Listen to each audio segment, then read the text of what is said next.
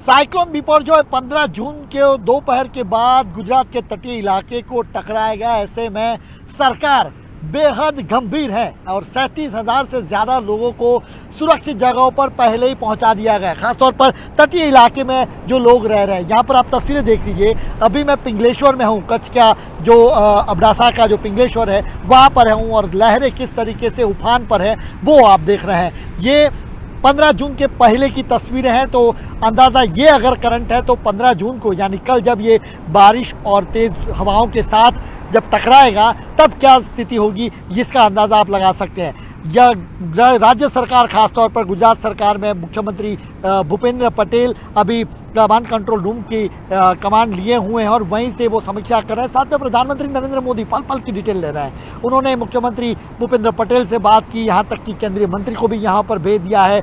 मनसुख मांडविया यहाँ पर है, पुरुषोत्तम रूपाला यहाँ पर हैं, 2 केंद्रीय मंत्रियों को यहाँ पर भेजा है। भूपेंद्र पटेल खुद उस पर नज़र रखें। उन सब पर गृह मंत्री अमित शाह वो भी अपडेट लेते रहे और प्रधानमंत्री इन सभी से जो मिनट टू मिनट अपडेट्स जो लेने हैं प्रधानमंत्री कार्यालय की वो यहाँ पर ले रहे हैं। जीरो कैजुअल्टी अप्रोच के साथ फिलहाल सरकार आगे बढ़ने का दावा कर रही है। जो टाउटो के समय पर देखा गया था कि कम से कम नुकसान, चूंकि ये आपदा इतनी बड़ी अगर आने वाली है तो जाहिर से नुकसान बड़ा हो सकता है। 135 किलोमीटर प्रति घंटे की रफ्तार से जब हवाएं चलती हैं तो कुछ नहीं बचता।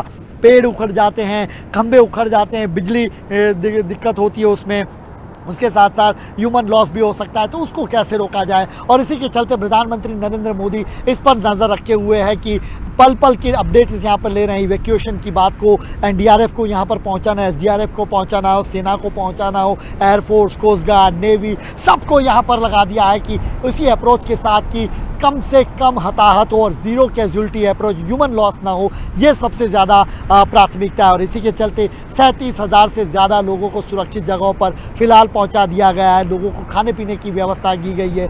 8 ज़िलों में 1500 से ज़्यादा शेल्टर होम बनाए गए जहां पर लोगों को शिफ्ट किया गया है। उनको 40,000 से ज़्यादा, जहाँ तक कच्छ की बात करूँ जहाँ से ये मैं रिपोर्ट आपको दिखा रहा हूँ, कच्छ में 40,000 से ज़्यादा फूड पैकेट्स और जो टेट्रा पैक मिल्क के पैकेट हैं वो तैयार किए गए हैं उन लोगों को पहुंचाने के लिए। राहत छावनियों में कोई किसी भी तरीके की कमी ना हो, वो सबसे ज़्यादा प्रशासन को बोला गया है कि उसका ध्यान रखा जाए। और जब साइक्लोन गुजरता है, चूँकि साइक्लोन को कोई नहीं रोक सकता है, इसमें साइक्लोन जब गुजरता है तो कम से कम नुकसान हो, ये प्राथमिकता है। लेकिन यहाँ एक बात एक जुड़ी है कि ये साइक्लोन केवल गुजरात के तटीय इलाकों को छू के से नहीं गुजरा, ये गुजरात के तटीय इलाकों को छूने के बाद पाकिस्तान पर जा रहा है, कराची में जा रहा है। वहाँ क्या स्थिति होगी ये आप लगा लीजिए, अंदाज़ा लगा लीजिए। वहाँ पर 1 लाख से ज़्यादा लोगों को प्रभावित कर सकता है, ये रिपोर्ट्स आ रही हैं वहाँ पर।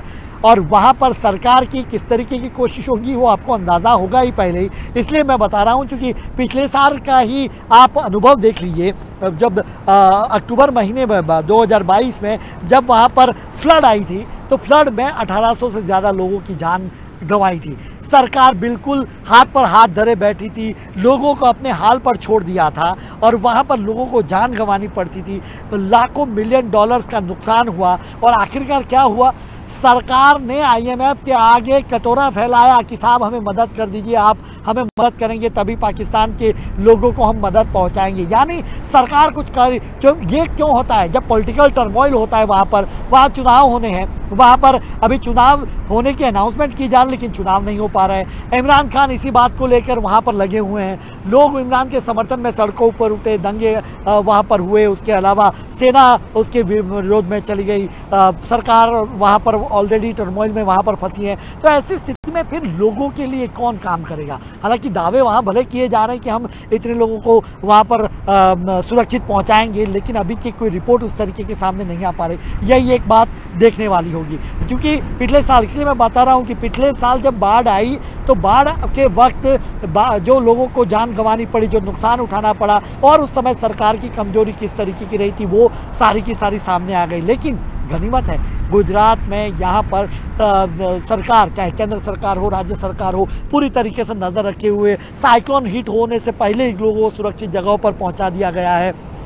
वहाँ पर उनके रहने खाने पीने की सारी व्यवस्था की गई है। और उसके अलावा पूरी की पूरी सेना कहें आप, बाकी जो कहें SDRF NDRF, उन टीमों को देखिए बाढ़ यहाँ पर किस तरीके से पानी यहाँ पर लहरें उफान पर है। और यहाँ तक जहाँ मैं रिपोर्ट कर रहा हूँ, बीच से काफ़ी दूर हूँ, वहाँ पर भी यहाँ पर पानी आना शुरू हो गया है। तो यहाँ पर केंद्र सरकार और राज्य सरकार काफ़ी इसको लेकर प्रोएक्टिव दिख रही है। फिलहाल वो दावे किए गए हैं, प्रधानमंत्री कार्यालय लगातार पैनी नज़र रखे हुए हैं। केंद्र सरकार हर कोई संभव जो ज़रूरत की चीज़ें हैं, मदद की ज़रूरत है, वो मुहैया कराने के लिए तैयार है। तो ये सारी चीज़ें उसकी गंभीरता को दिखाता है, केंद्र सरकार के अप्रोच को दिखाता है, PM मोदी के अप्रोच को दिखाता है कि और ख़ास तौर पर गुजरात उनका होम टाउन है, नेटिव है, ऐसे में जाहिर सी बात है उनका लगाव उस तरीके से ज़्यादा रहता है। जबकि और चाहे कि गुजराती ने किसी भी राज्य में इस तरीके की आपदा होते प्रधानमंत्री हमेशा इस तरीके की प्रोएक्टिव